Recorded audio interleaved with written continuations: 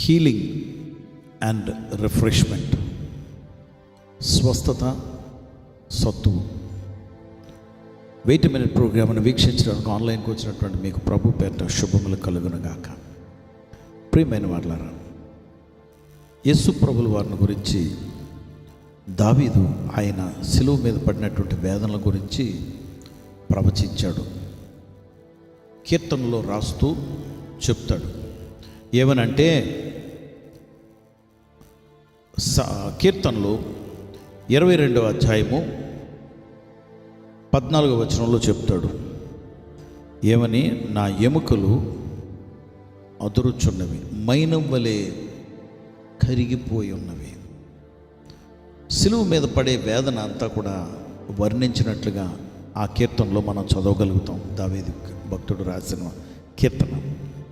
So మైనం వలె ఆయన ఎముకలు కరిగిపోయినవి అంటే ఎక్స్ట్రీమ్ యాగనీ. ఆయన ఎముకలు విరిగిపోలేదు, ఒక్క ఎముక కూడా విరగలే. ఎందుకంటే లేఖనాలు బట్టి ఆయన ఎముకలు విరగకూడదు. సో ఆయన ఎముకలు ఒక్క ఎముక కూడా విరగకుండా వేదన భరించాడు. దెబ్బలు తిన్నాడు, బాడీ అంతా కట్ అయిపోయింది, చర్మం అంతా వేలబడిపోయింది. ఇంత వేదనలో రక్తం కారిపోతూ, ఒకవైపు డీహైడ్రేషన్ అంటే రక్తం చుక్కలు కారిపోతూ ఉంటే, దారులుగా కారిపోతూ ఉంటే ఆయనకి జీవము లైఫ్ విడిచిపెట్టి వెళ్ళిపోతుందని గ్రహిస్తున్నారు. మనకి సమస్యలు ఎదుర్కొంటున్నప్పుడు, ఇబ్బందులు ఎదుర్కొంటున్నప్పుడు, when you are drained of all energy in your body, అంటే నీ శరీరంలో ఉన్నటువంటి బలమంతా కూడా ఆరిపోయినట్లు, ఆర్చుకుపోయినట్లు, ఒకవైపు దాహము, ఏం చెయ్యాలో తెలియదు, ఒకవైపు భయము, ఆందోళన, ఇంకోవైపు నొప్పులు, ఇంకోవైపు వేదన, ఇంకోవైపు నిరీక్షణ లేనటువంటి పరిస్థితులు. రేపేమవుతుందా ఏమో, ఏ క్షణంలోనన్నా బెల్ల కొట్టినా, తలుపు కొట్టినా వాళ్ళేనేమో అన్న భయం. దేవుని బిడ్డలారా, ఇలాంటి పరిస్థితుల్లో you feel your bones are crushed and you don't have any hope to live. నీ ఎముకలన్నీ కూడా మొక్కలైపోయినట్లుగా, నీ జీవమంతా దారిపోయినట్లు అయిపోయి, ఏం చెయ్యాలో తెలియనటువంటి పరిస్థితులు. ఎలాగా ఒక క్షణం కూడా ఎలా బ్రతకను అనే ఆలోచన వస్తూ నీకు ఉందా? సామెతలు 3వ అధ్యాయము మొట్టమొదట 8వ వచనం సొల్యూషను, కానీ 7వ వచనం కారణం. 8వ వచనం ఏం చెప్తుందంటే, నా దేహమునకు, నా శరీరమునకు ఆరోగ్యము, it is healing to my body, and 2వ భాగము, నా ఎముకలకు సత్తువు, అంటే నా ఎముకలకు రిఫ్రెష్మెంట్. ఆర్చుకుపోయిన నా ఎముకలకి ఇప్పుడు రిఫ్రెష్మెంట్ వచ్చింది. ఎందుకు వచ్చింది అనే మాటలు మనం ధ్యానం చేయకముందు, యేసు ప్రభుల వారు ఈ మాట చెప్తున్నట్లుగా మనం కానీ ఊహించినట్లయితే, ఆయన ఎప్పుడు ఇది చెప్తారు? ఈ మాట ఆయన ఎప్పుడు చెప్తాడంటే, సిలువ మీద ఉన్నప్పుడు కాదు.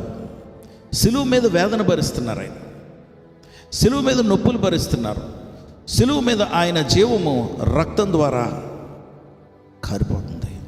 హిజ్ లైఫ్ ఇస్ ఎబ్బింగ్ అవే, క్షీణించిపోతుంది. ఆయన ఆలోచనలన్నీ కూడా వేరే ఆ రకమైనటువంటి నెగిటివ్ ఆలోచనలుగా వచ్చేస్తుంటాయి. దాహము ఒకవైపు, నొప్పులు, ఇన్సల్ట్లు, ఆయన్ని మాట్లాడుతున్నారు, సిగ్గు కప్పుకోవటానికి కూడా అవకాశం లేదు. ఇలాంటి పరిస్థితుల్లో నాకు ఆరోగ్యము, నా ఎముకలకు సత్తువు అనలేడు ఆయన. ఈ మాట ఎప్పుడు అంటాడంటే ఆయన చనిపోయి సమాధి అయిపోయి తిరిగి లేచిన తర్వాత దేవుని బిడ్డలారా, బాడీకి ఆరోగ్యం. తిరిగి లేచిన తర్వాత ఆ పునరుద్ధానపు శరీరాన్ని ధరించుకున్నటువంటి ఆయన, ఓ మరణమా నీ ముల్లెక్కడా, ఓ అనారోగ్యమా, ఓ దెయ్యాలారా మీరు నన్ను ముట్టుకోగలరా, నన్ను వేదంలో పెట్టగలరా, మళ్ళాని పెట్టలేరు, నా ఎముకలకి సత్తు అని పునరుద్ధానుడిగా లేచినటువంటి ప్రభువు నా ఎముకలకు సత్తువు అని గట్టిగా అరిచి చెప్పగలడు. కానీ మనం జ్ఞాపకం చేసుకోవాల్సింది 7వ వచనంలో ఆయన ఏం చెప్తున్నారంటే యెహోవా యందు భయభక్తులు గలవాడు చెడుతనమును విడిచిపెట్టుము. యెహోవా యందు భయభక్తులు కలిగిన వాడు చెడుతనమును విడిచిపెట్టినవాడు అతనికి ఏం కలుగుతుందంటే అప్పుడు నీ దేహమునకు ఆరోగ్యము, నీ ఎముకలకు సత్తు. దేవుని బిడ్డలారా, మన నాయకుడు, నా రాజు, నేను ఎదుర్కొన్నటువంటి సమస్యలన్నిటికన్నా ఇంకా ఎక్కువ సమస్యలు, ఎక్కువ బాధలు, ఎక్కువ నొప్పులు, ఎక్కువ వ్యాధులు, పాపానికి వచ్చే జీతము మరణము. ఆ మరణ వేదన కూడా ఆయన మీద వేసుకుని శిలువ మీదకి తీసుకువెళ్ళి మేకులతో కొట్టేశాడు. ఇదంతా నా కొరకు భరించాడు కనుక చేతులు జోడించి, ప్రభా నన్ను క్షమించు ప్రభా, నేను ఏమీ ఇవ్వలేను నీకు.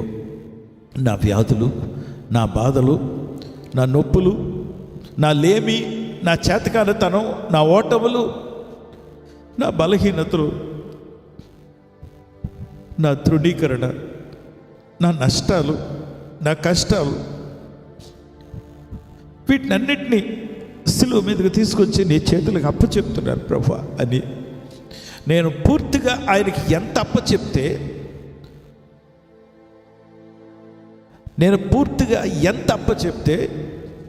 అంతగా నా ప్రభు నాకు ఆరోగ్యము, నా ఎముకలకు సత్తువు ఇస్తున్నాడు. హల్లెలూయా. నీ సంగతి ఏంటి? ఈరోజు ఉదయం అప్పచెప్పుకుంటావా? లేదా నా కష్టం నాది, నీ కష్టం నీది, లేవయ్యా పాపం శిలువ మీద చనిపోయావు నువ్వు, అయ్యో పాపం అని ఆయన చూసి నువ్వు జాలి పడతావా? జాలిపడు, మంచిదే. కానీ నీ వ్యాధి, నీ బాధ ఆయనకు అప్పచెప్తేనే నీకు ఆరోగ్యము, నీ ఎముకలకు సత్తువు. పరిశుద్ధ ప్రభా నీకు వందనాలు, స్తోత్రాలు. ఎంత గొప్ప సత్యం బయలుపరిచావు యేసయ్య. కన్నీటితో నీ పాదాల దగ్గరకు వచ్చి నా వ్యాధులు, నా బాధలు, నా కష్టాలు, నా నష్టాలు అన్నీ మీ పాదాలకు అప్పచెప్పుకుంటున్నాను. నా అవమానాలు, నా నిందలు, అపహాస్యమైపోయాను. వ్యంగ్యంగా నా గురించి మాట్లాడారు. ఇప్పటికీ కూడా నాకు చేత కాదు మాట్లాడటం, ప్రసంగించడం. నాకు ఎన్నో విషయాలు చేత కాదు. అతడు అలాగంటాడా, అతను శపిస్తాడా, లేకపోతే ఇలాగంటాడా, ఇలా చేస్తాడా అనే మాటలు, ఇలాంటివన్నీ కూడా మీ పాదాల దగ్గర తీసుకొచ్చి, చేతకాని వాడిని ప్రభు, నా చేతకారితనం అంతా నీ పాదాల దగ్గర అప్పచెప్పుకుంటున్నాను. అయ్యా నాకు ఆరోగ్యము, నా ఎముకలకు సత్తు ఇచ్చినటువంటి దేవుడివి. అందుకే thank you for the refreshment to my bones and health to me. Yesu నామంలో నాయన నీ బిడ్డలకు కూడా అదే ఆరోగ్యమును అనుగ్రహించావని, వారి ఎముకలకు నాయన నువ్వు రిఫ్రెష్మెంట్ ఇచ్చావని, నీ నామానికి మాత్రమే మహిమ, ఘనత, ప్రభావములు చెల్లిస్తూ యేసుక్రీస్తు వారి నామంలో ప్రార్థించి వేడుకొంచున్నాం తండ్రి. ఆమేన్.